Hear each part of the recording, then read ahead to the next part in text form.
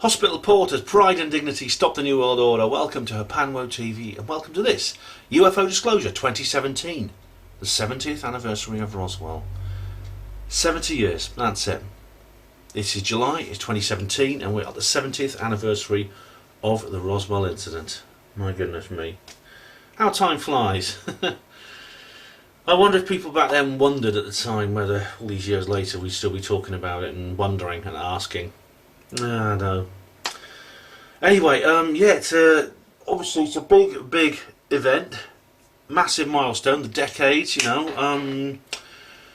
This is a very special decade, I think, because this is probably, it's a grim thing to talk about, but this is probably the last decade celebration in which any of the witnesses will be alive.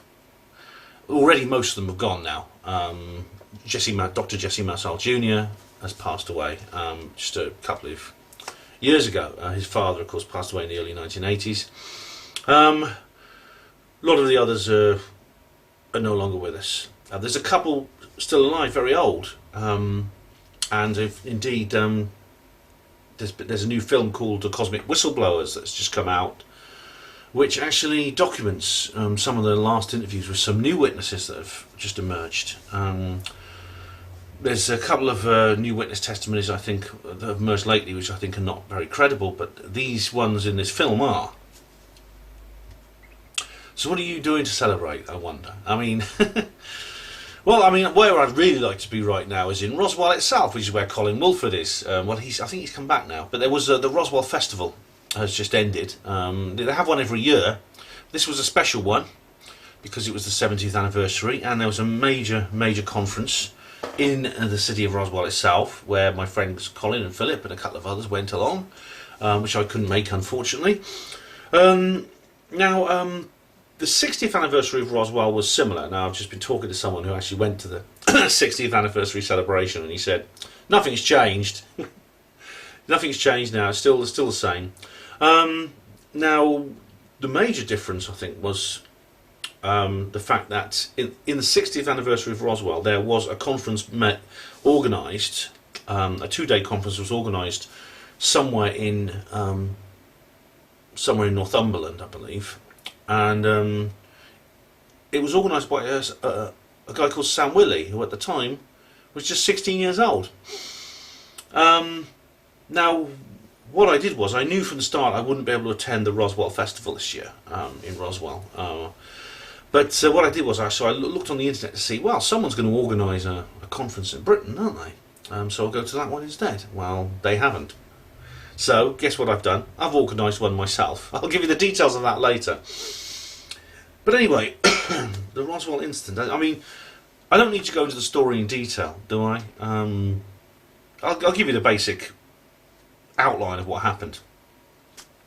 In July of 1947 in New Mexico, USA, there was an incident that followed a large thunderstorm in which something crashed to Earth in Lincoln County, New Mexico. Now, in a minute I'm going to talk about the Wikipedia page in a little while, but first of all I'll just give you the outline of what happened. There was a massive mobilisation by the military, who went to the area where this crash occurred and basically sealed it all off and retrieved whatever was there. So there was something, I believe it was a secret salvage operation of something, and there was a number of witnesses, and the most prominent of those is Major Jesse Marsal, who was the intelligence officer for the 509th Very Heavy Bombardment Group, which was based at the Roswell Army Air Force Field. And the Roswell Army Airfield, incidentally, is the 509th was actually the bomb group that actually carried out the first atomic bombing in the world on Hiroshima and Nagasaki in 1945. So it's very famous, and in fact there may be some connection between the fact that if extraterrestrials were involved here, that they were interested in that area, because what you had in New Mexico at that time, as Stanton Friedman has pointed out, was a unique situation. You had rocket technology in terms of the the development of rockets because Werner von Braun was there. He'd been brought over from Germany after the end of the war under Operation Paperclip, along with many others who were actually there under false names, it's still a big scandal that. We had high-powered radar in development too, and we had atomic weapons, nuclear weapons, which the atomic bombs, which later would develop into hydrogen bombs, things like that, which seem to have UFOs seem to have some interest in that, as I talked about in my video Larry Warren in Rendlesham Forest, which you might have seen a couple of weeks ago. Now, one of the problems with Roswell is that serious research into it didn't begin for 30 years.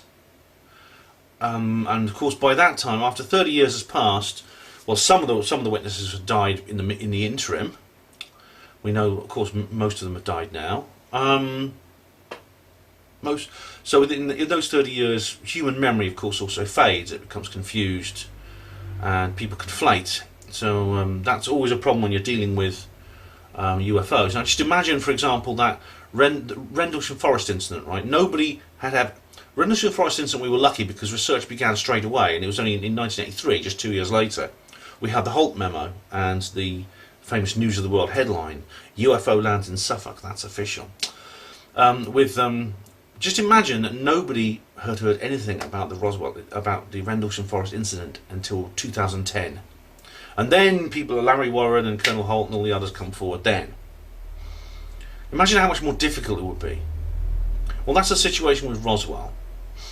Now, what happened was, in 1977, Stanton Friedman was at a UFO conference, and someone came up to him and said, "Hey, Stan, I've got a guy who actually knows about these UFOs, because he even handled pieces of wreckage of one."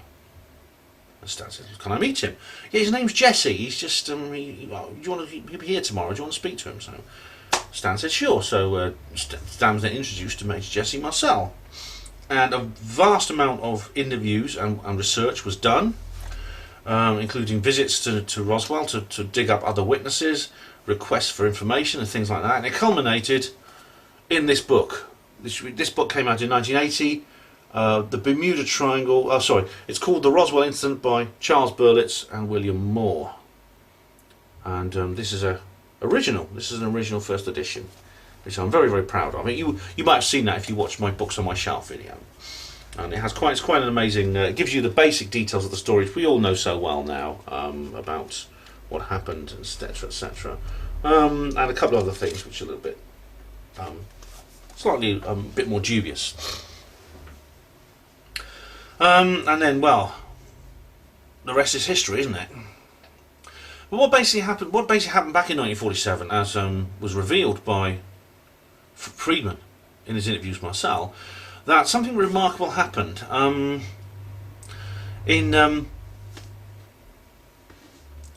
It's remarkable. Sorry, I'll just where was I? Yeah. Something really, really interesting happened. On July the 8th, 1947, which interestingly is this Saturday, the 70th anniversary of this Saturday coming, which is when I'm hosting my conference, which I'll tell you about in a minute. A newspaper headline was published. It was first originally published in the Roswell Daily Record, and it very, very quickly was picked up by other media outlets all over the world. And it was this one.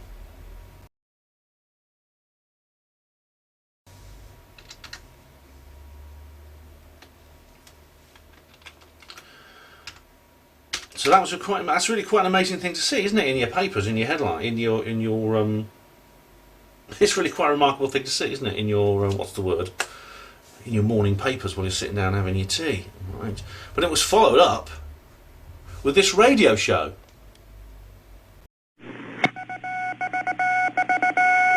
Headline edition, July 8, 1947.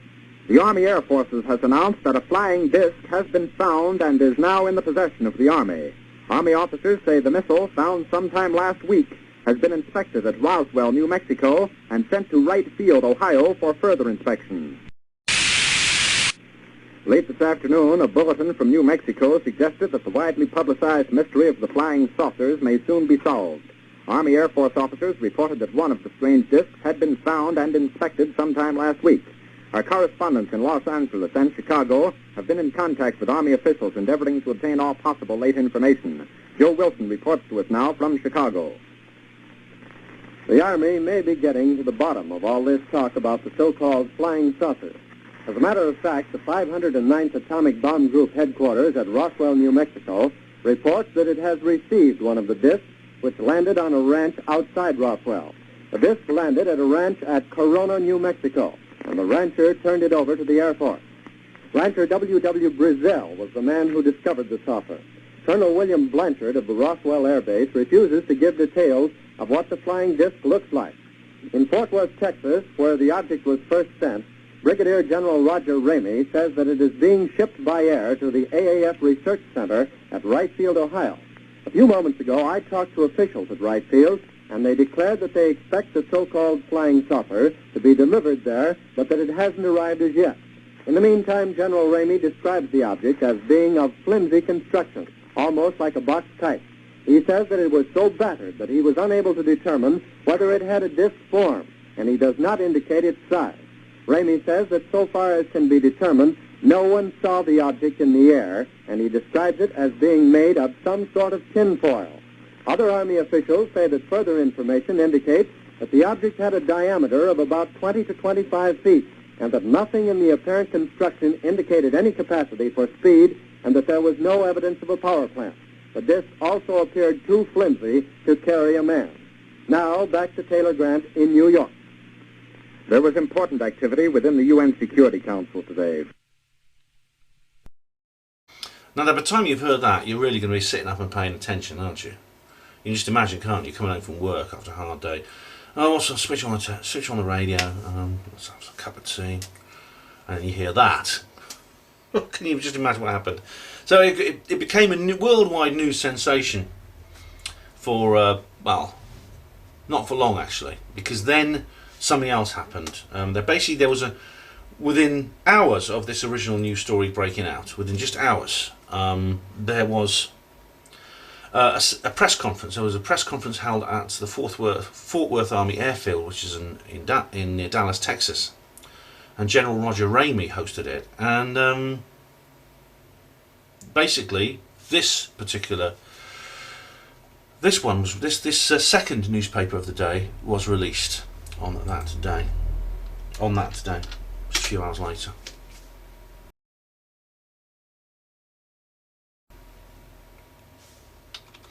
So, General Ramey empties Roswell saucer. Very interesting pun and metaphor there. You know, these journalists, no doubt in today's age, that person will be working for the Sun. So that's what happened. Then there was this photo. Now, this photograph was published all over the world. It was this very famous photograph. Now, this here, what you see here. Well, I'll show the photo first, and then you can go into it.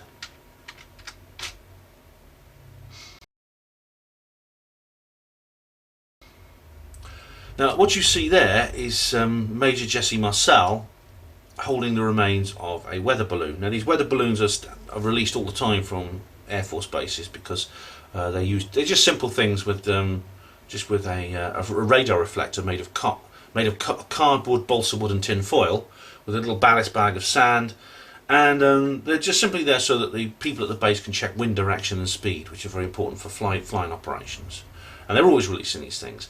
And what the actual press conference at Fort Worth said was that Major Jesse Marcel had been mistaken.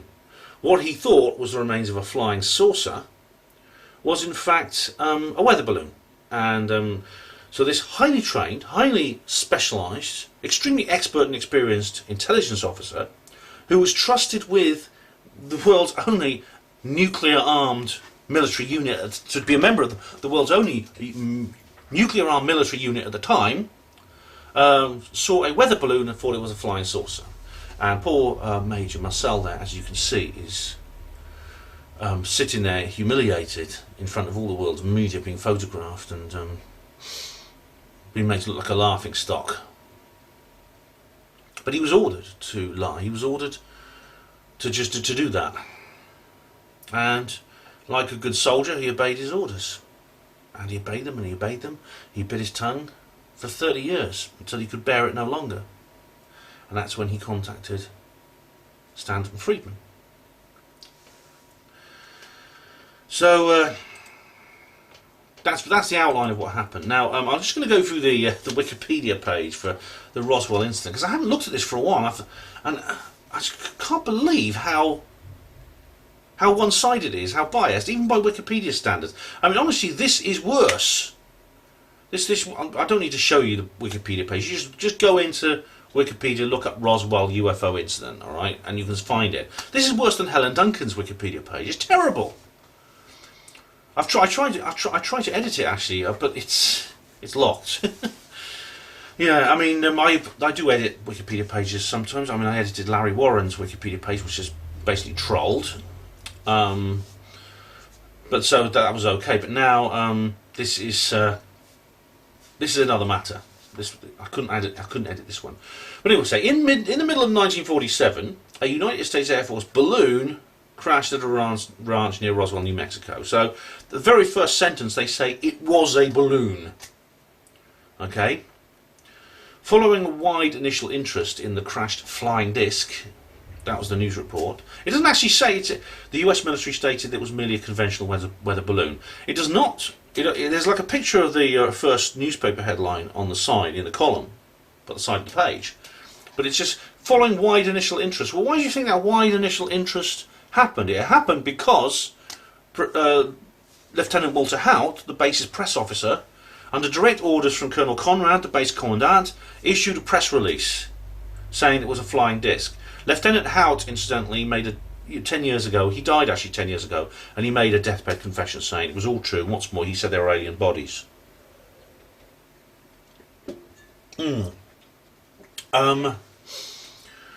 So already this Wikipedia page is starting to sound really dubious.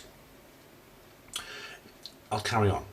Interest subsequently waned until the late 1970s, well that's true, when ufologists began promoting a variety of increasingly elaborate conspiracy theories, claiming that one or more alien spacecraft had crash-landed and the extraterrestrial occupants had been recovered by the military, who then engaged in a cover-up. Well, they did engage in a cover-up, it's provable. In the 1990s, the US military published 2 reports disclosing the true nature of the crashed object. I see. You see how biased this is? Ufologists began promoting a variety of increasingly elaborate conspiracy theories. The US military published 2 reports disclosing the true nature of the crashed object. So the government sources are not questioned. Ufological sources are elaborate conspiracy theorists. You see, oh goodness me, this is a terrible page. Anyway, the result was, it was a nuclear test surveillance balloon from Project Mogul. Now, funny thing, Project Mogul was actually something that it should have been declassified a long time earlier.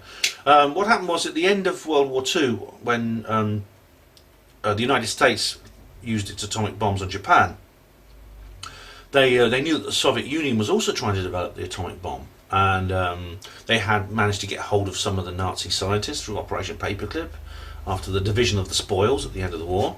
Also, the US atomic bomb program was riven with spies, people like Julius and Ethel Rosenberg, Klaus Fuchs, etc., etc. So they knew that was true. So they knew it was only a matter of time before the Soviets caught up and had their own bomb.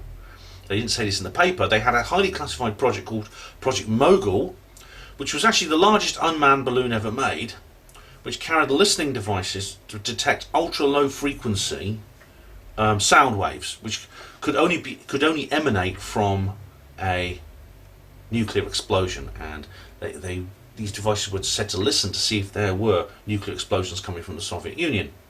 They also had other balloons with tests for radioactive dust and things like that. So this was released in, let's say, in the 1990s. The US government admitted, well, it was just Project Mogul. The Roswell incident was nothing more than Project Mogul. Something did crash, yes. It was a cover-up, yes, but it wasn't covering up an extraterrestrial, an alien spacecraft with little green men, little grey men. It was covering up a top secret balloon project, a special balloon, not a weather balloon, a balloon specifically designed for this atomic bomb spy thing. Now, that was something that really should have been declassified along with all the other early intelligence, but it wasn't. I don't know. So the question is, why was Project Mogul not classified until the 1990s?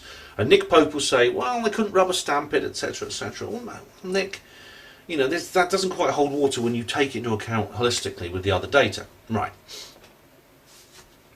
This is, oh God, this is an awful sentence. Nevertheless, the Roswell incident continues to be of interest in popular media, and conspiracy theories surrounding the events persist. Roswell has been described as the world's most famous, most exhaustively investigated, and most thoroughly debunked UFO claim. Right, who said that? I'm going to just look for the source now. It's footnote 3. Let's have a look. Gilder. Oh right, it's an article in Skeptic magazine. Yay, Gildenberg, BD, 2003. A Roswell Requiem. Skeptic magazine, great. Right, here we go. The events of 1947 were triggered by the crash of a Project Mogul balloon. There we are. It's sticking completely to that.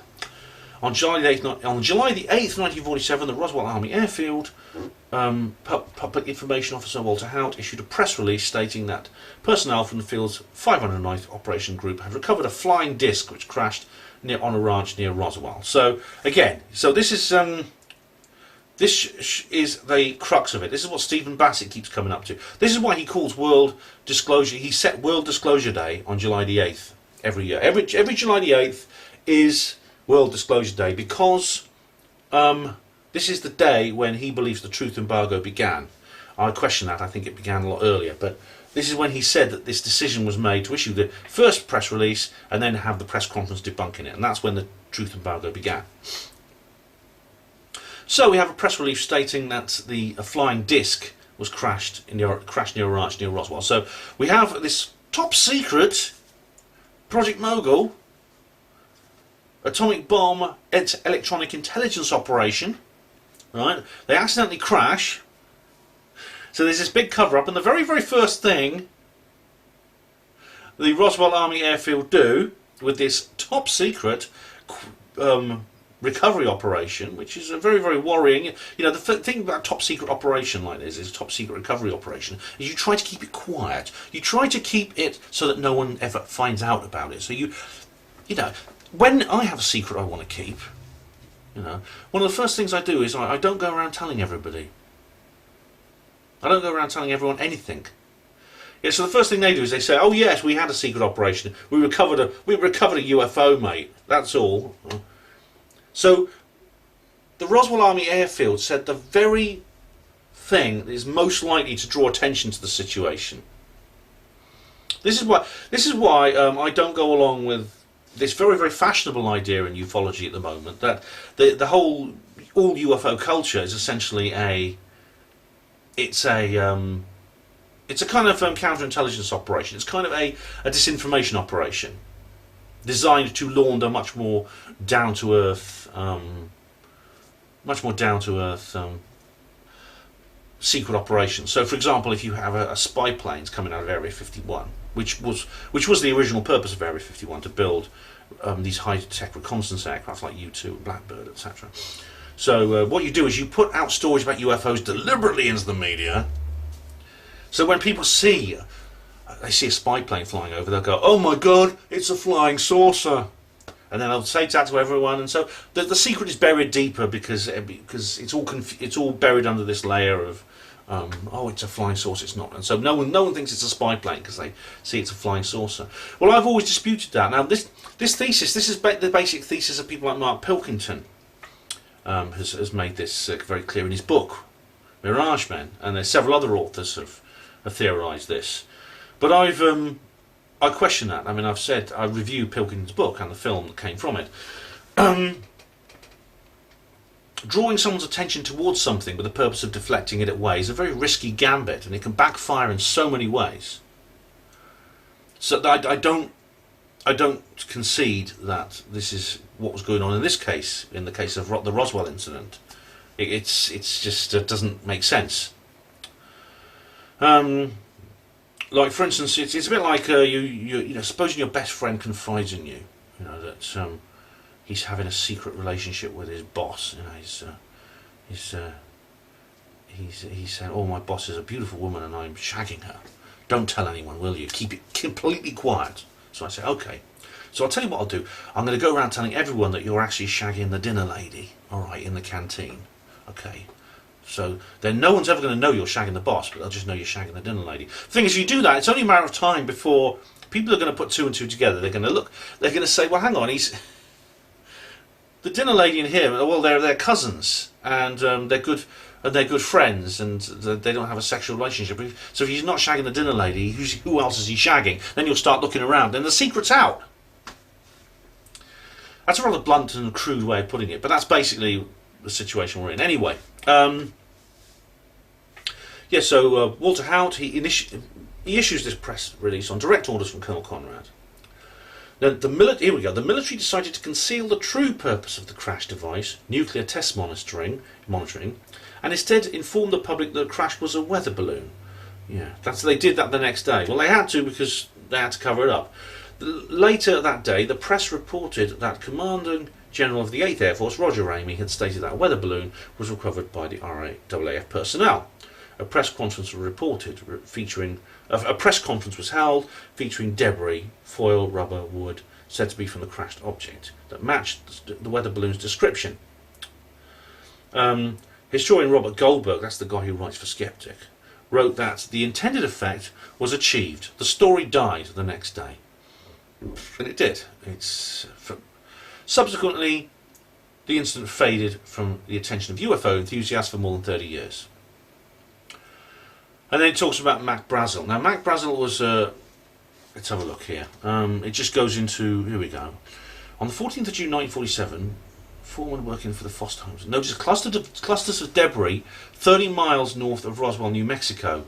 This date, about 3 weeks before July the 8th, appeared in later stories featuring Brazel. But the initial press release from the RAAF said it was sometime last week, suggesting Brazel found the debris in early July. Brazel told the Roswell Daily Record that he and his son saw a large area of bright wreckage made of rubber strips, tin foil and rather tough paper sticks. He paid little attention to it but returned with his son, wife and daughter to gather up the material. Some accounts have described Brazel having gathered some of the material earlier, etc. etc. The next day, Brazel heard reports about flying discs and wondered what he'd picked up. He then went to Sheriff Wilcox and said he found a flying disc. The thing is then, why didn't the story die as soon as Major Marcel saw these pieces of a weather balloon? This is completely silly. This is completely silly. It goes on. I'll skip that bit. Yeah, it just talks more about that. Here we are. Growing interests. Researchers such as Stanton T. Friedman, William Moore, Carl Flock, and Kevin Randall. Carl Flock is dead now. Carl Flock is a big-time skeptic. Well, Flock does believe in the ETH, but he says the extraterrestrial hypothesis. But he basically said that UFO stopped visiting us about 1950, and everything since is not real. And Kevin Randall, that's who I've referred to before. Hundreds of documents were obtained via the Freedom of Information Act, along with documents such as Majestic 12 that was supposedly leaked by insiders. I'll say more about Majestic 12 later because there's been a development there. According to anthropologists Susan Harding and Kathleen Stewart, the Roswell story was a prime example of how a disclosure moved from the fringes to the mainstream according to the prevailing zeitgeist. Now, Friedman's initial work.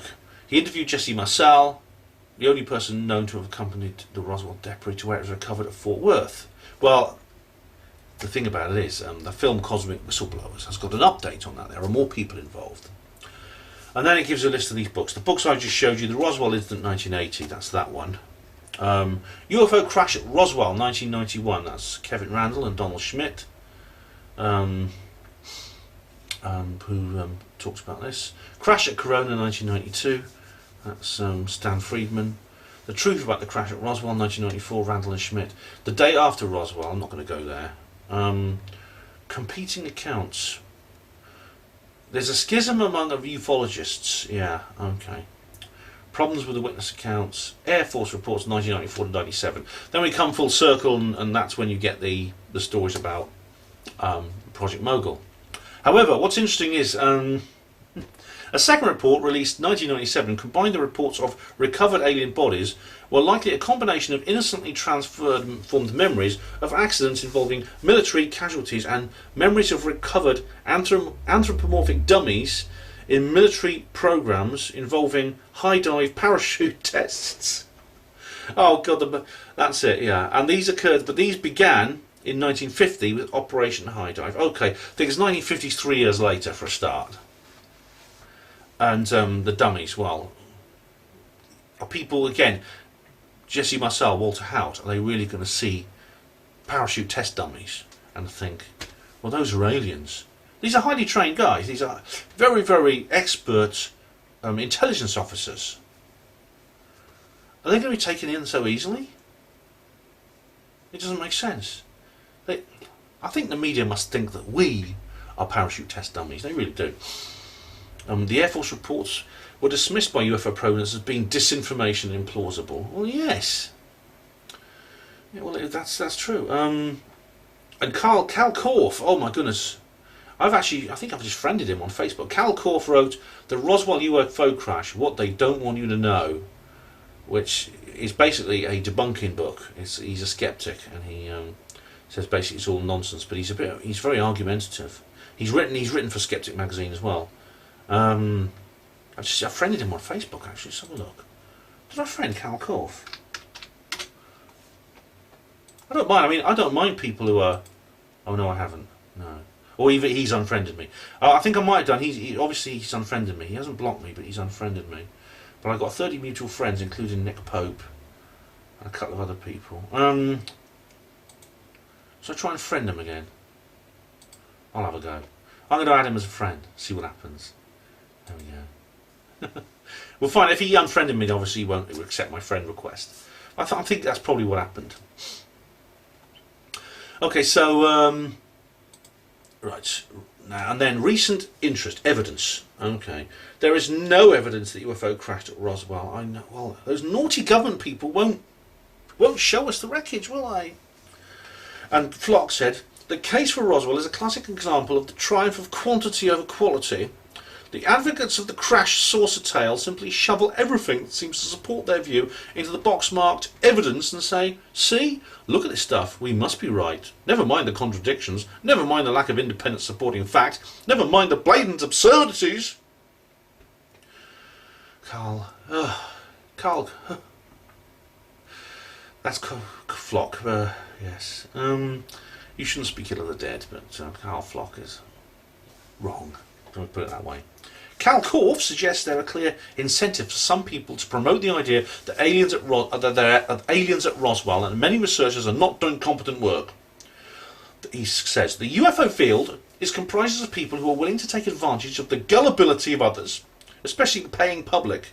Let's not put any punches here. The Roswell UFO myth has been very good for business, for UFO groups, publishers, for Hollywood, for the town of Roswell, the media and ufology. The number of researchers who employ science and disciplined methodology is appallingly small. Right, so now we come back to a point that Mark Pilkington made. Okay, Pilkington did this. What Pilkington did was he made a big song and dance in his book his book's called Mirage Men, which is I've got on my shelf somewhere. I'm not going to get it out to show you. I did show it you in my books on my shelf video. That this whole idea, wow, it's been good for business, and he gives a lurid description of a UFO conference, the International UFO Congress. He also gives a very scathing and very angry. He's obviously a very angry and bitter man when he's writing this. It's about 4 pages long. He describes the tourist shops in Roswell, New Mexico. The lampposts have been made to look like aliens' heads. There's these shops full of inflatable green aliens and little greys you put on your mantelpiece, things like that. And things like this. I've got one myself. See, things like that. This is a This is like an oil burner, I think, and I just keep that cricket ball in it, basically. But that's the point. Now, my response to that is very, very simple. If you don't like it, okay, if you object to this, you think it's wrong that Roswell, the city of Roswell, has set up the museums and the shops and the conference halls and things like that about UFOs. Well, you go to Stratford-on-Avon and you tell them to get rid of all the Shakespeare stuff, every last bit. Shut down all the theatres, close the gift shops, throw out, pulp all those leather-bound copies of Romeo and Juliet that you have in those special shelves. All right, just get rid of it all, and cancel all the Shakespeare plays. Get rid of everything to do with William Shakespeare. All those hotels that are named after Shakespeare and various things, various things associated with him and all his plays. We got the Hamlet Lounge and things like that. Make them change their names. Force them to, by law, to change their names. Because it's completely wrong that... I actually wrote a letter to the mayor of Stratford-on-Avon just saying this. It's a completely satirical thing. I'll see if I can find it, actually. It's quite amusing. Here we go. Wait, let me just...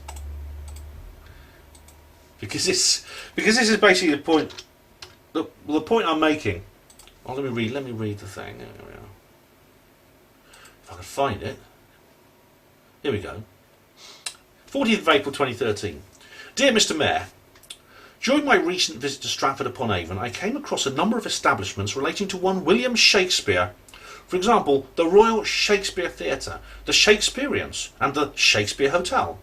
There were also a number of retail outlets selling everything from leather-bound Romeo and Juliet scripts to glow-in-the-dark Hamlet skulls.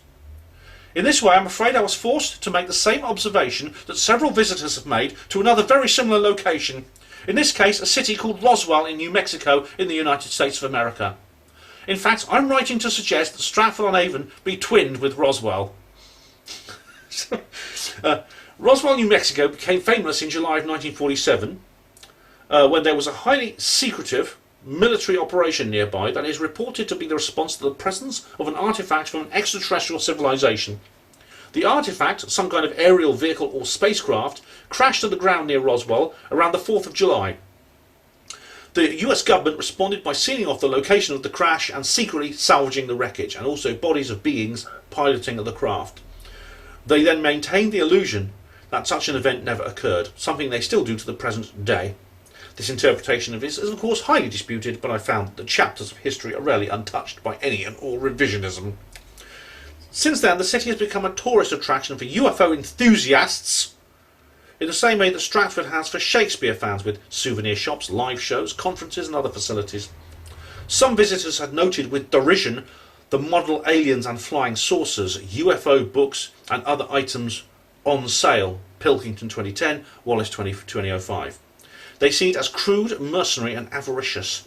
They dislike the way innocent tourists are asked to part with their money simply over a famous incident that took place near the town over 65 years ago. Personally, I wholeheartedly agree with these commentators that it is indeed a disgrace for a town to attempt to exploit its own history for its profit and prosperity. Therefore, it infuriated me to see Stratford doing exactly the same in this way with Shakespeare as Roswell has done with the UFOs. How dare you! In order to reach an amicable solution, I would therefore like to make the following request, nay, demand, nay, insistence.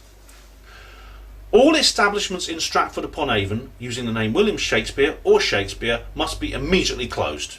All shops and hotels must surrender their licences, all future theatre shows and other similar festivals must be cancelled. After a cooling off period, they may reopen under new franchises, but on no account must they in any way, shape or form make any reference to William Shakespeare. All merchandise in the Stratford-on-Avon retail sphere relating to William Shakespeare must be immediately recalled from sale. Failure to comply with my insistence will result in me being forced to write to the Queen, the Prime Minister, the President of the United States and the Secretary General of the United Nations with a petition stating that for the sake of good taste and public decency, Stratford-upon-Avon must be twinned forever in infamy and degradation with Roswell, New Mexico. Yours sincerely, Ben Emlyn Jones. I actually wrote that, I did. I wrote that.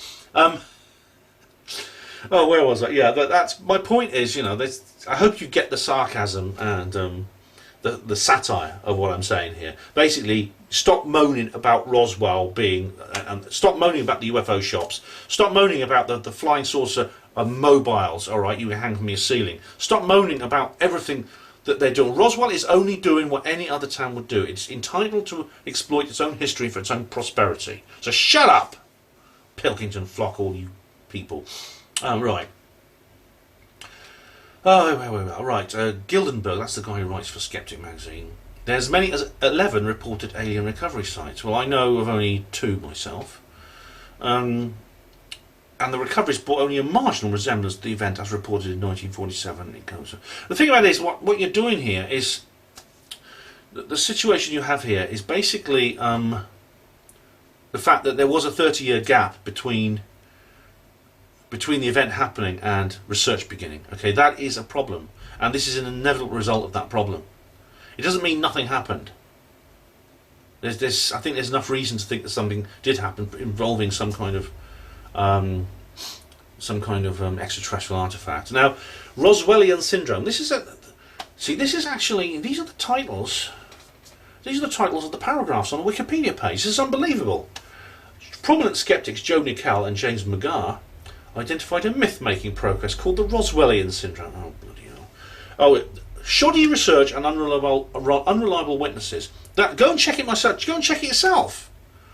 Right? Shoddy research and unreliable witnesses. This is a title on a supposedly impartial Wikipedia page. This is a propaganda piece. This whole page is a propaganda piece. I need some more. I need some more dragon's urine. One moment. Oh. Won't be a sec. This is what keeps me doing this stuff. It's hospital porter's elixir, this stuff. It really is. Here we are.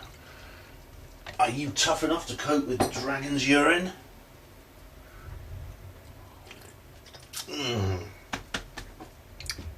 Oh, yeah, that's the stuff. Right, where was I? Alright, I'm spilling it all over my Roswell book. Right,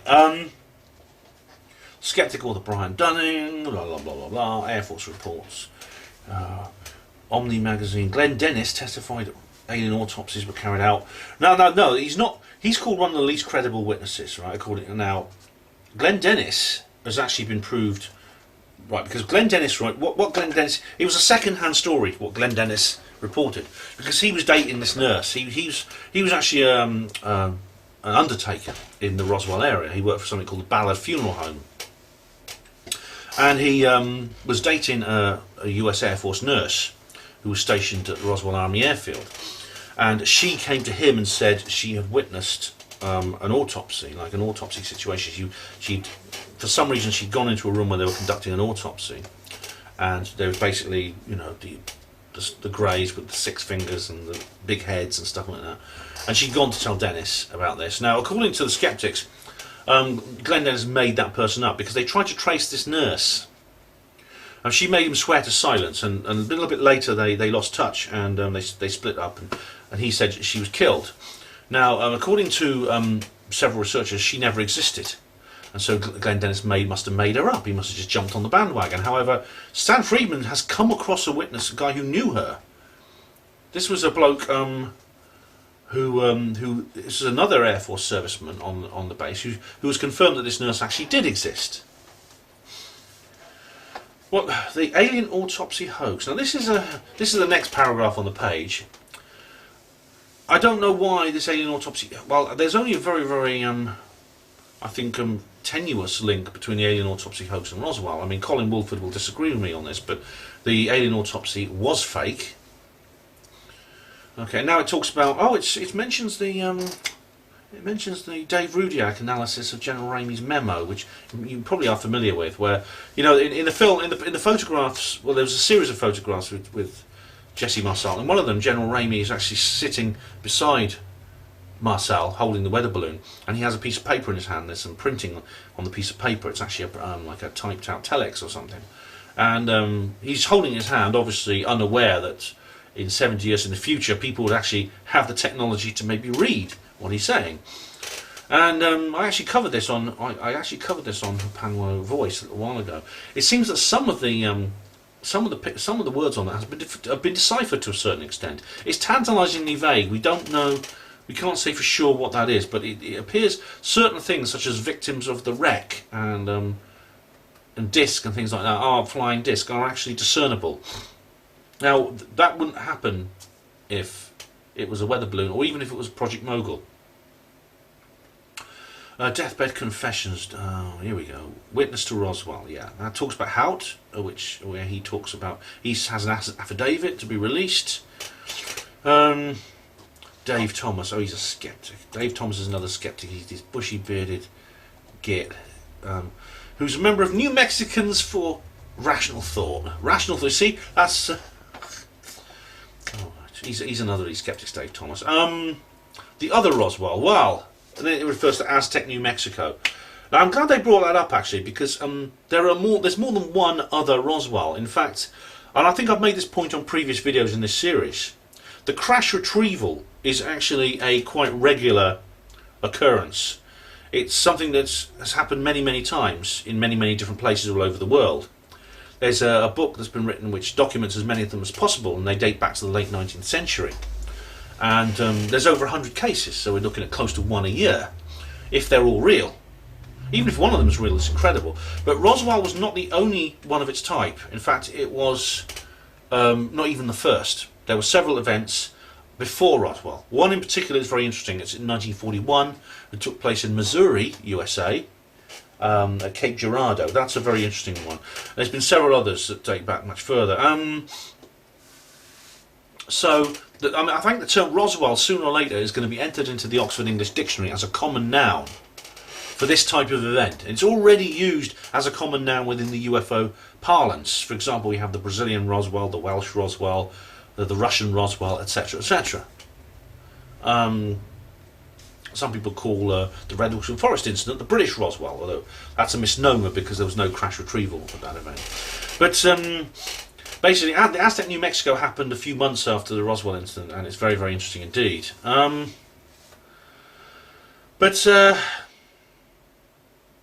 Yeah, it's so this again. I'm coming to the end of the page now. It's a brief thing about Area 51 here.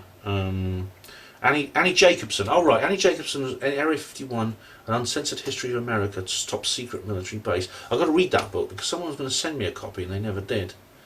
But she actually believes that the Roswell incident was actually a secret experiment by the Soviet Union, which the Americans captured, which is pretty gruesome actually. Nick Redfern's talked about this.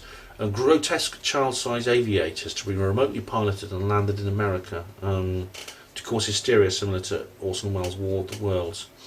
I will read the book by Annie Jacobson, but I'm not so sure.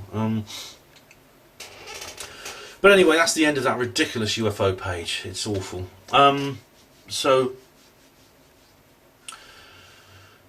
say a bit more actually, because I'm going to go through the news section, and I think there's a lot of relevant stuff in. I'll say a bit more about this conference coming up. I'll be back in a minute. So let's catch up on some of the extra-political news that has taken place since the last time I did a video in this series. And first of all, now former President George W. Bush has been interviewed on the Jimmy Kimmel Show.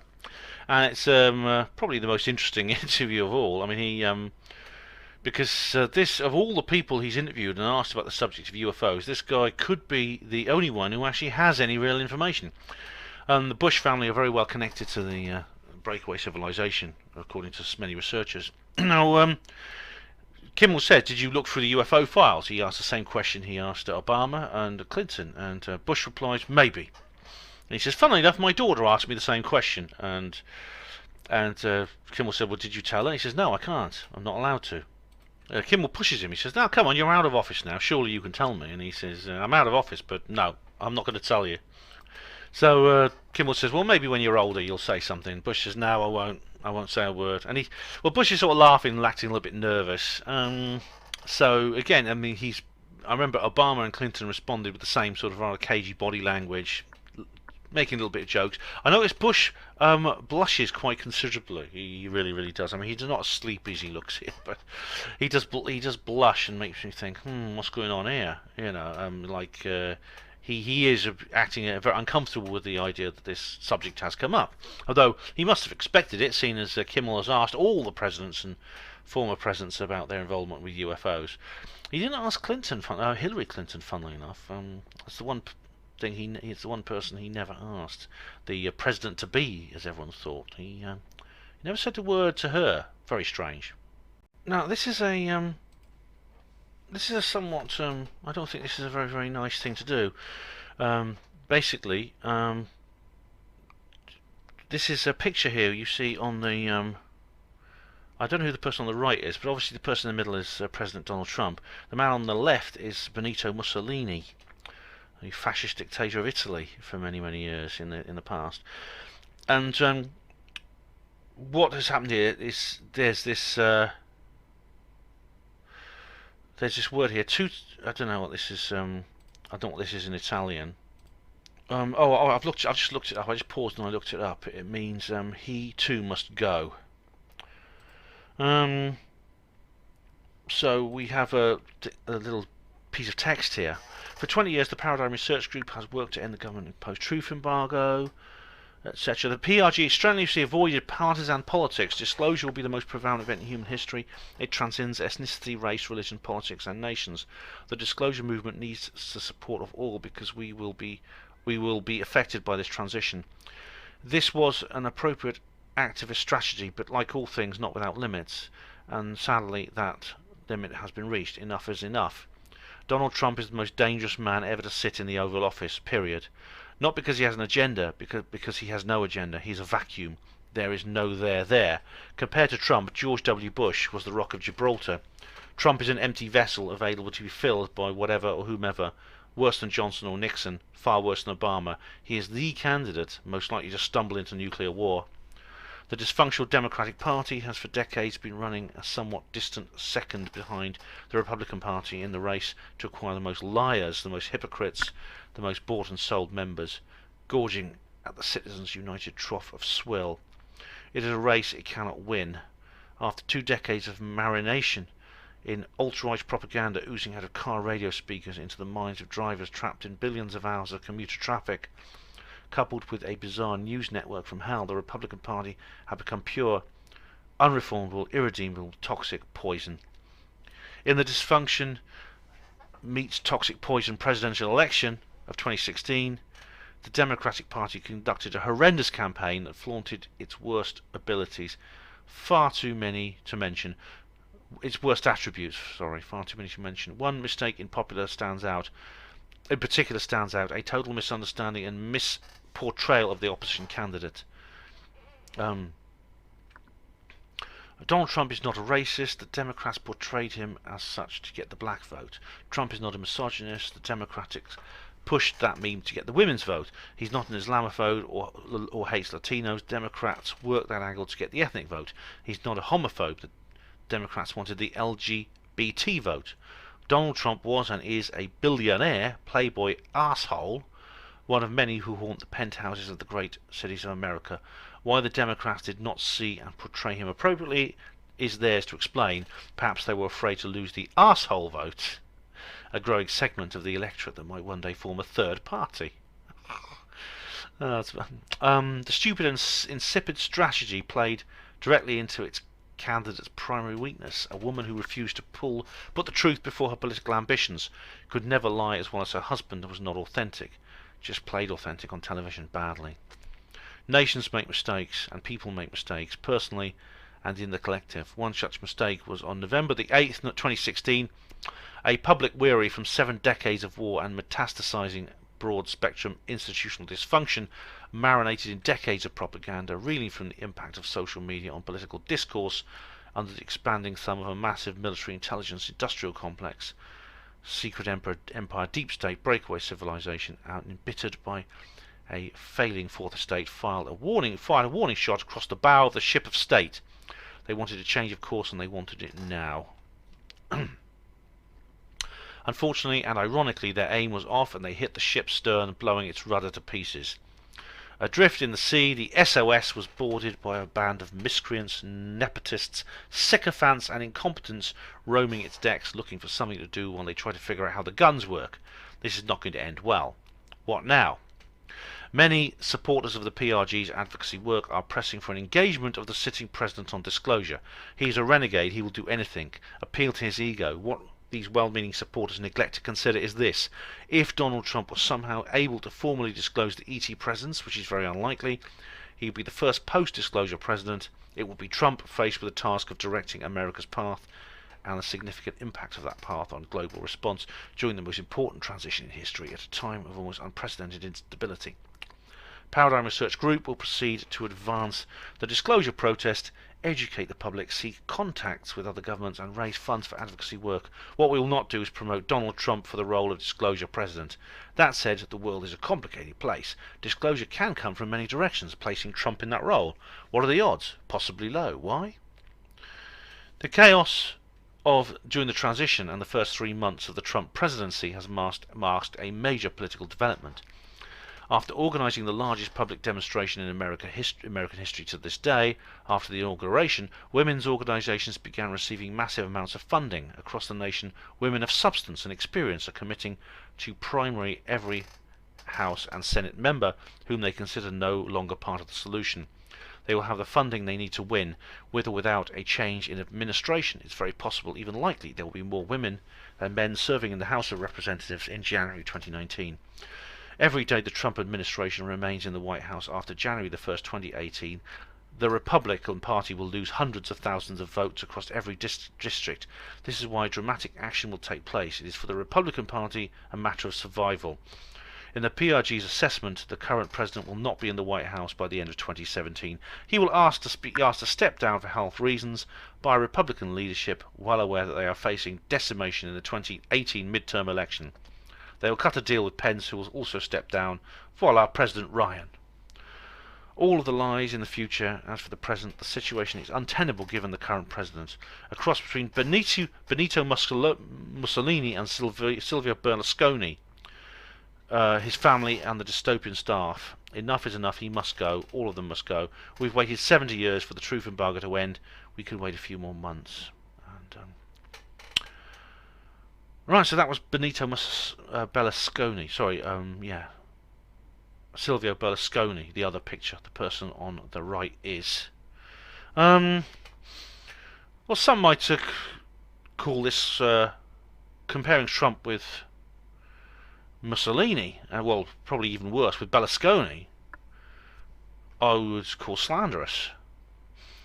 As that's being tough on Steve, I know, but I mean, I have actually discussed this in the previous show, in the previous program, in this series, that's UFO Disclosure 2017. What about Britain? And I even played my interview with Steve in that, and I think he's being unfair to Trump, and I explain why I think he's being unfair to Trump. And to compare him with these two guys, Mussolini and Berlusconi, it's a cheap shot. It's not up to his usual standard. I know he's upset, but I mean this is out of order. Well, I don't need to go into details now, but I do, and I actually made a video in this series called UFO Disclosure 2017. I think it was the first 2017 one, called What About Trump? And I explain why I think Trump could be the disclosure president, and there's more hope with Trump being the disclosure president than there is with Clinton or with anyone else. So this is another thing I disagree with Steve on. I really do. And well, Steve is now, I know he's been over in Britain. I saw him actually at the UFO Truth Magazine Southern Conference. I met him, I've spoken to him a couple of times. He is over in Britain a lot now. I expect I'll catch up with him. Maybe I'll have the chance to breach this subject with him and explain my position, as I have already. I still wish him the best of luck. I still support him, but I think he is making a mistake here, and the way he's presented it, I think he's wrong as well. I think he's been too hard on Trump, and I asked him to consider that. Now here's some happier news. PRG goes to Moscow. Stephen Bassett, Executive Director of PRG International, spent a week in May in Moscow taking meetings and giving interviews regarding the extraterrestrial presence. And he talks here about his various attempts to contact President Vladimir Putin and things like that. And he's given a speech here where he said, since 1945 in the United States and the Soviet Union, Russia, they have spent in excess of $40 trillion contesting political and economic ideologies, fighting proxy wars around the world, and building the most dangerous threat to the human race ever conceived. Drawing up the current proposed US budget, the combined expenditures over the next 10 years will be around $7.5 trillion. The Cold War has never really ended, with gaming, brinkmanship, and destructive policies continuing on both sides. The entire historic struggle is sucking up enough money to have addressed every major human condition on Earth, and has been contemporaneous with the extraterrestrial presence, a presence known to both nations since 1947. Well, that's something I do agree with Steve on. I think he's right to say that. I mean, I've been getting into the work of a researcher called Anthony Sutton, who said an awful lot about the Cold War and about how it was basically a complete fraud. And that America was actually propping up the Soviet Union all the time when it was declaring it was its sworn enemy. But Steve, I think going to Russia, I think, is probably the best thing to do, because it's funny in a sense. This is a contradiction, because Russia under Putin and Vladimir Putin himself is actually very like President Trump, the man who Steve hates so much and has denounced in such vehement terms. Russia, I think, is the most likely country to be the disclosure nation, if, as I've said before, willing disclosure is possible. So he's absolutely quite right. He actually says here that while humans have continued to destroy each other and the biosphere in which they live, there's a galaxy full of life waiting to be engaged. The extraterrestrial reality transcends politics, religion, race, and war. The embargo on this truth has accomplished nothing but a delay in the advancement of human civilization. Any number of heads of state could end this embargo at any time, and it can't come soon enough. What the keepers of the truth embargo either fail or refuse to realize is a post-disclosure world. There could be a bridge between the US, China, and Russia that would permit the necessary geopolitical realignments to set a new course away from the seemingly permanent war economics, wasting valuable resources and keeping the world always on the brink. Again, he's absolutely right. I mean, a post-disclosure world would be like this, and I mean, there'll be a process like this, and I actually have tackled this in my book, Roswell Rising, a Novel of Disclosure. So well done, Steve, for that. He's doing the right thing here. Right, now this is interesting. Robert Bigelow. You know Robert Bigelow of Bigelow Aerospace. He's promoting space tourism. He also used to run paranormal research projects and things like that. Very interesting chap indeed. But anyway, he's been on the CBS's 60 Minutes program, an interview with Lara Logan, where he actually was asked quite bluntly about aliens, and he talks about his grandparents having a close encounter with a UFO. Robert Bigelow says he's asked, does he believe in aliens? He says, I'm absolutely convinced. That's all there is to it. She says, do you believe UFOs have come to Earth? He says, there's been an existing presence, an ET presence, and I've spent millions and millions on the project. It's you see, so he carries on. He's the guy who investigated Skinwalker Ranch, and so this is quite an interesting revelation from him. And I think, that's really, really good. That's what I'm really pleased to see about that. That's very, very. So well done, Robert Bigelow, for speaking out and saying about his family history regarding the UFO phenomenon. Right, there's going to be a new TV show, a TV show by Robert Zemeckis. Now, Robert Zemeckis is a film director, best known for his work in Hollywood. Films like Forrest Gump and Contact, which is about SETI and Alien Contact, and a couple of other movies as well. He's doing a scripted drama, UFO drama, Blue Book, which is going to be shown on the History Channel. So that's all I know about this at the moment. But this is, I'll tell you, Dr. Stephen Greer has also released a new film called Unacknowledged, which I haven't seen yet. I'm planning to go and see it with some friends. That should be nice. But well, that's kind of I'll say more about that in a future film. But I mean, I'll have to watch this as well because I mean, this looks really good. Oh, and what's this? It's a book. It's a new book. It Never Happened, Volume 1. U.S. Air Force UFO cover-up revealed.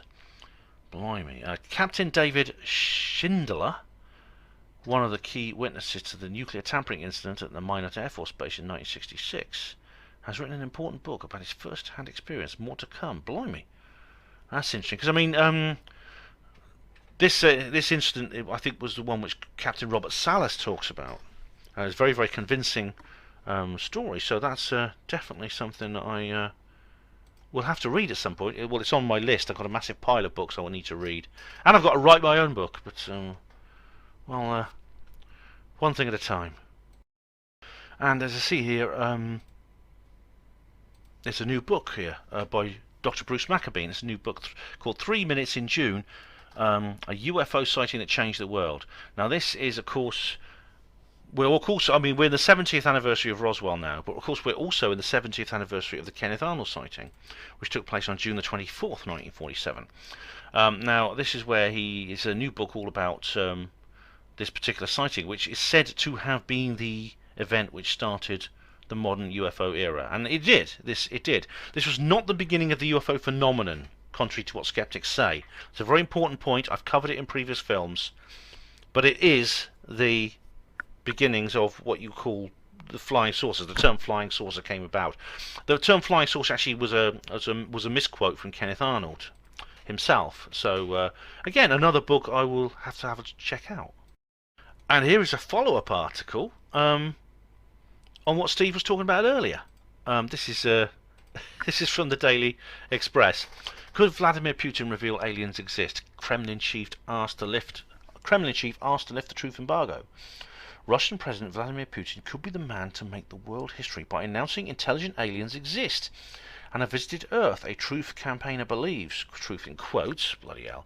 And he's talking about here about Stephen Bassett, and basically this is a story about what Steve's been doing in Russia, what he talks about, and he gives about the various, this article quotes what Steve's talking about. Now, what's interesting is in Russia, Vladimir Medvedev, who is the second in command, is the prime minister, who's in Russia. Russia is the guy behind the president. Has actually said, he said this a few years ago, but he talked about how the Russian government not only knows aliens exist, but has a policy in place which is very similar to their nuclear weapons, their nuclear deterrent policy. So, so basically, the president carries around the details of the ability to launch a nuclear strike, but at the same time he carries around urgent details about the UFO issue. So if there's some kind of UFO emergency, the president can react equally fast. Which this gels with some of the statements made in documents about how UFOs are classified higher than the H-bomb. And this is clearly something that is given equal priority to the H-bomb, if Medvedev is correct. Medvedev didn't know he was being filmed. He was secretly filmed. Very, very interesting indeed. And as I said, this guy, Vladimir Putin, who's actually one of the few statesmen on Earth I feel any sense of respect for, quite frankly, is, I think, the man who will carry out willing disclosure, if willing disclosure is possible. And that is something I doubt, as I've explained in previous installments in this series of videos. Now we come on to the rather unpleasant subject of disinformation. I was actually going to call this, my next video, not this video, my next video in this series, disinformation. I was going to do two. I was going to do one for Roswell 17. I was going to do one as disinformation. I've decided to combine the two. But we have a situation where there was a radio show, Fade to Black with Jimmy Church, where he discusses the possibility that ufology has been infiltrated, and he brings on a number of guests to talk about this in a series of interviews in this 3-hour broadcast. Now, you might find it a disappointment because he deliberately avoids going into specific details. He says that during the last 3 or 4 weeks, individuals, organisations, entire networks have been attacked on social media, and he wonders if there's been some kind of mind control activation. But reading between the lines, he's almost certainly referring to the situation with Peter Robbins and Larry Warren. Now, I've done a whole video on Larry Warren recently. We actually went with Larry to Rendlesham Forest. But some of the guests on this programme include John Burroughs, a fellow witness of Larry's. And there's also Mike Barra, Micah Hanks, and the MUFON director, Jan Harsen. You can get it on Spreaker, it's very interesting. Now, there are some interesting revelations, despite the fact that there is no discussion of in-depth cases, or specific cases, because in 47 minutes in, Lee Spiegel says some interesting information concerning the government's relationships with the UFO phenomenon. He says that Nick Pope was ordered by government to talk down UFO reports when they came into the Ministry of Defence, and he used spin and dirty tricks, his quote apparently. This was allegedly in order to cover up the government's own lack of knowledge and avoid embarrassment in the public eye and save their credibility, rather than to suppress their own secret knowledge of UFOs. Now, Nick Pope's response to this was to say it's just standard MOD policy and there's nothing to be suspicious about. And he's written a little article about it himself in the Huffington Post. Now, Nick Pope, of course, has been nominated more than anyone else as a possible government plant. That is someone in the UFO community who's secretly working for the government to suppress information on UFOs and sabotage the efforts of those researching for them. In other words, a shill. Now, according to his official bio, Nick Pope joined the MOD in 1985 and was appointed the head of the UFO desk in 1991 until 1994. But because of those few years, he became a celebrity. He became the media's designated spokesman on UFOs. Britain's Fox Mulder, as he was dubbed by the press. He retired in 2006 and he's now a freelance journalist and author. And he sometimes writes for a journal that I do as well, Neon Nettle. Now, the accusations go along the lines that Nick Pope did not in fact retire from the MOD at all. He didn't retire, rather, and his MOD job was just a cover for his real role in a very different UK state institution, one whose name also begins with the letter M. Now, it's a tricky situation. Now, if Nick is a shill, he's hardly likely to publish his payslips. If he's not, then how can he possibly prove himself innocent to everybody's satisfaction? So my advice with Nick Pope is treat him as you would anyone else. Treat him with caution if you don't trust him. Treat him openly if you do. And it's important to strike a balance between the recklessness of naivety and shill fever. I'm wary of Nick Pope for several reasons. Some I can't go into. He seems to be supporting Sasha Christie over Larry Warren at the moment, and I can't say too much about that. I've done a whole series of articles and radio shows about that, but basically, that's fun. That's funny. He's strange he's doing that. Why would he jump on that bandwagon? I don't know. I've got no proof that Nick is not doing that for anything other than personal motives, basically.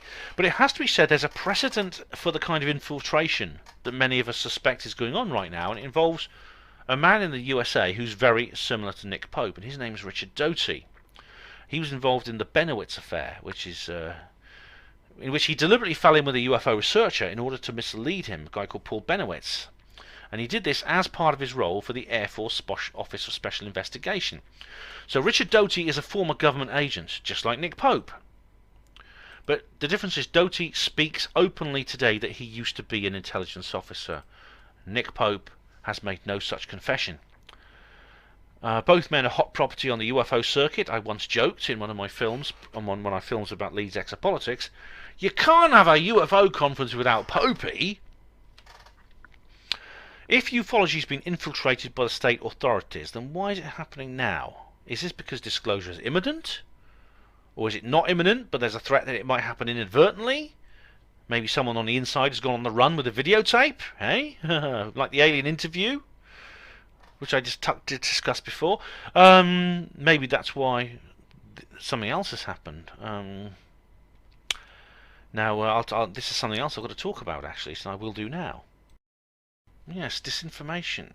Well, the 70th anniversary of the Roswell UFO incident is nigh, and there's this heightened state of excitement, and maybe that's why something else has happened. Now, what's happened is some sensational new evidence has come to light, and it takes the form of a supposedly secret US government document that belongs to a contact discovered by someone called Heather Wade, who's a hostess of a radio show, Midnight in the Desert, a late-night talk show. And she has found a document from a trusted source who are two former military servicemen, and she says they've possessed these documents for a long time, and she says she can find no evidence of forgery. And you can download them as PDFs. Just put in new MJ12 documents into Google, you'll find them. It's a 48-page document. The first thing that strikes me about it is it's very, very poor quality. It's like a 10th or 12th generation photocopy. Some of its text is just completely illegible. Even David Rudiak wouldn't be able to get anywhere deciphering it, I think. I repeat, this is a repeating curse as well, along with a delay between investigations and incidents. But Heatherway was only given these crude copies, these very, very blurry reproductions. She's not been given the original documents. And this happened with the first MJ12 documents, because they were revealed as photographs. They were sent to a guy called Jamie Chandray in 1984, but they were only sent as photographs. If there are any real MJ12 papers, then they've never been found. Now, this new document declares itself to be a product of the Defense Intelligence Agency, but the date can't be discerned on it, and it's for the attention of the Office of Majestic 12, and describes the role of MJ12, just like the original documents do. And it talks about historical precedents for Roswell, and there's even a transcript of this conversation between this alien and human investigators, and it comes across as rather false, actually. Brings up, we want UFOs to be a myth like Santa Claus, etc. Now, several researchers have examined the documents. Kevin Randall is known for his very Fortean views. He's written 2 articles, and he says they're fake. He says there's all kinds of reasons why these don't look like genuine documents. Ultra top secret, for example. It's marked ultra top secret. There's no such thing as ultra top secret. There's just top secret, and there's top secret followed by a code word like top secret Skylark, top secret Greenwood, things like that. Catchphrases like above top secret are just a descriptive device used by UFO researchers. They're not government agencies. So there's all kinds of other things that he's discovered. Linda Moulton Howe, she's not commented on the validity of the documents, but she's put up some useful side notes. Stanton Friedman hasn't said anything yet at the time of this film making. He says he's still studying them. Nick Pope says they're fake with a capital F, and he says, I suspect they've been hoaxed by someone on the fringes of the UFO community playing an elaborate practical joke to see if they can put one over on the true believers.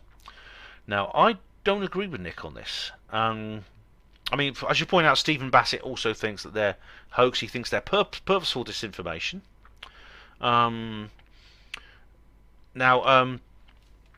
Nick, I partly disagree with here, because these documents are so crude and they're so transparent that I would say if this is disinformation, then it is targeted at the general public, not at ufologists and conspiracy theorists and associated tinfoil hat wearers like me. And I've noticed this is an indicator I've noticed before when it comes to like TV shows about UFOs, which are so awful. A hoaxer within the UFO conspiracy movement would have made far more of an effort. They would realise that they would have to, because the original MJ12 documents are far more sophisticated as a forgery, if they're not real, because they might be. So, because the original MJ12 documents were intended for consumption by knowledgeable enthusiasts. So this probably is disinformation, actually, because someone went to a lot of effort to put this together, and they've remained anonymous. They've not making any money. They're not getting any fame. It probably is disinformation, and it's probably been brought out to coincide with the 70th anniversary of Roswell, because they know the profile of the incident is going to be raised in the public sphere. That's why they're doing it. That's why this has come out, because this was covered in all the major news platforms. So I'm dubious about, firstly, I know it's fake, but then why is it fake? And I think it's faked for a purpose. Right, we have an update on the so-called Roswell slides, and those are words I never expected to utter. I mean, I've done several videos on this, 2 or 3 I think, in 2015. You can go and find them. They're on my channel, where I talk about the details of the whole Roswell slides affair. But basically, these slides were presented in 2015 on May the 5th, which is a major public holiday in Mexico. It's similar to July the 4th in the United States. At the National Auditorium of Mexico, which is one of the most prestigious venues in the Western Hemisphere. And they were presented amidst the biggest fanfare I've ever seen in conspiratorial ufology. But even before the live stream was finished, this corpse in Hilda Blair Ray slides was identified as a museum exhibit. The body had been discovered in 1896 by an archaeologist called S.L. Palmer at Montezuma's Castle, which is an old city built by the Mesa Verde culture in what is today Arizona, USA. This was of a young boy who died about 3,000 years ago and was crudely buried, wrapped in a cotton sheet. It's been kept in several museums and sometimes in storage and sometimes on display, and it was laid out to view at the $1 Million Museum in 1947 when Mrs. Ray took these two infamous Kodachrome photographs of it. And indeed, a more recent independent image of the same exhibit was found soon afterwards, dated from the mid-1990s. Now, soon after that, the artifact was listed under the Native American Graves Protection and Repatriation Act, which meant that it was taken from its museum and given to the Pueblo tribe, which is the modern descendants of the Mesa Verde people. The Pueblo people then gave it a traditional American Indian funeral and buried it in the late 1990s. There was an orgy of embarrassment, accusations, resentments, finger-pointing, and then the incident was blissfully forgotten. And I thought it was just that. But someone made me aware of a development that's compelled me to sit in front of the camera and put quill to parchment on this matter again. Now, Jaime Maussan has received most of the blame for the 2015 debacle, unfairly, I think. However, he's picked himself up, he's carried on in his typical irrepressible way. In August last year, though, he gave a lecture which he said something very interesting. He said that the mystery of the Roswell slides is not solved yet. He concedes that the object displayed was an exhibit in a museum, but he's presented a case that the body is still not human. And this is interesting because this is like a separate point from the point that it was a museum piece. The story goes that we see the mummified body of a completely normal human being, a 2-year-old boy. That's what S.L. Palmer, the archaeologist, believed it was when he found it. But was he correct? Before May the 5th, 2015, the Roswell Slides team approached some medical experts for their opinion of the body portrayed. They declared it was definitely not human because of its ribcage, pelvis, joints and limbs. They believe it as an example of convergent evolution. The being resembles a human because it lived in a similar habitat to a human, but it is still not human. Now, it's far too tall to be a 2-year-old child. It was almost 4 feet tall, but there's different views about that. But hang on, did S.L. Palmer make a mistake? Did he dig up the body and assume it was of another normal Mesa Verde mummy? Because the Mesa Verde people did make mummies like this. Or what else was he expected to think? And this is not the only piece of evidence for extraterrestrial life that has emerged, because there's the Star Child skull, which is a lot better. It's a much stronger piece of evidence. Now, luckily, the data for the Star Child skull is extant. It's in possession of the researchers. Now, where can we go regarding the being in the Roswell slides? And unfortunately, as I said above, you can't. The body was buried about 20 years ago. So even if the grave can be located, where the Pueblo Indians buried it, it's no longer just a simple case of digging it up. It's now legally protected, not only by the Native American Graves Protection and Repatriation Act, but also by the standard laws related to the people's rights of sepulture, which basically means if you dig up a grave and exhume a body without a properly issued court order, it's a serious criminal offence. So basically you are protected after your death, after your burial, by rights of sepulture, even if the beneficiary of these legal rights happens to be an extraterrestrial being. It's still covered. Researchers into the 1897 Aurora incident faced the same problem. Now, no US court is going to grant an exhumation order on the grounds that the deceased may have been misidentified in its origins.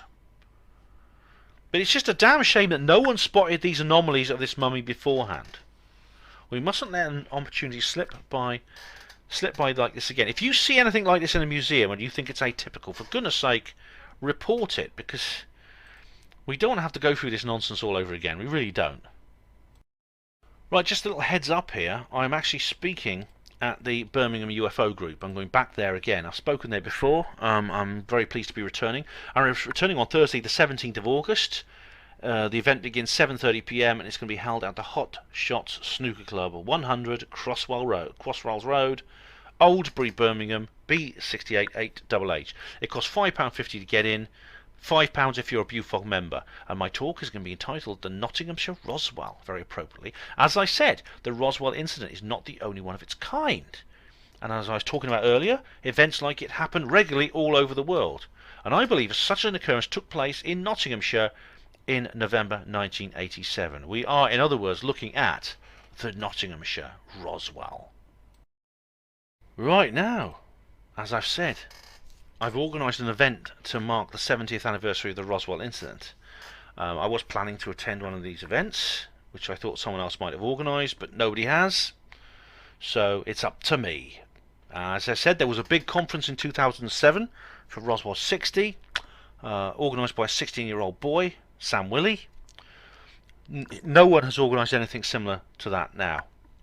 There is this event in Roswell itself to celebrate the 7 decades since the crashing of a flying disc on a ranch, but none at all have been arranged in Britain. So, well, if no one else has arranged one, I decided to arrange one. And as luck would have it, World Disclosure Day, July the 8th, which marks the actual day of the anniversary, in my view, which is the day the newspaper article came out, the start of the truth embargo.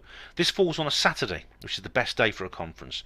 Now, it's not going to be elaborate, it's just one day, and I looked for a couple of function rooms. I've actually booked a room above a pub. It's basically a function room at a pub, and the name of the pub is the White House, and I kid you not, that is its name. It's at 38 Abingdon Road, Oxford, OX14PD. And it's free to get in because the room was very cheap to hire. Or you can give me a voluntary contribution on the day if you like, or if you can. There is a car park at the venue, but if it's full, just drop your vehicle at the Redbridge Park and Ride, which is a mile down the road, and from there you can walk or catch a number 300 bus to the venue. Walk, of course, if you are a hospital porter or ex-hospital porter. Get the bus if you're a civilian. The venue is also less than a mile from Oxford Railway Station and Oxford Coach Station.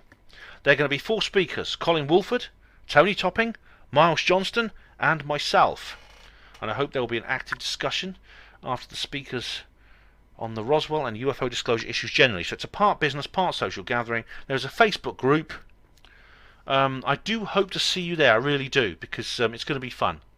It's going to be a fun day, and I'm looking forward to it, and it's a chance to meet people, it's a chance to talk, it's a chance to listen and to learn, and maybe raise the profile of the UFO and disclosure and exopolitical issues. So do get there, please. Do get there and have fun, and I hope to see you there. It'd be really, really good. So I do hope you can make it along to the Roswell 70 event on Saturday. I hope you can hope to see you there. If not, enjoy your World Disclosure Day and enjoy your 70th anniversary of the Roswell Incident. If you don't do anything else, at least get a few beers in, maybe have a barbecue and watch one of the UFO movies on DVD or something, just to keep that idea in your head, just to keep it ticking over in your mind, so no one forgets it. So that'll be very, very good of you if you can do that.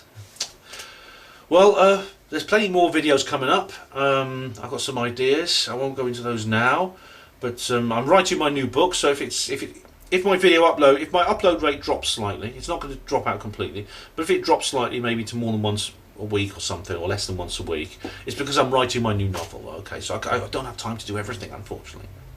But I will not forget Panmo TV. I will not neglect it. I will still be making videos as and whenever I can about whatever subjects come into my head. So thank you for watching Panmo TV. Hospital Porters, Pride and Dignity, Stop the New World Order.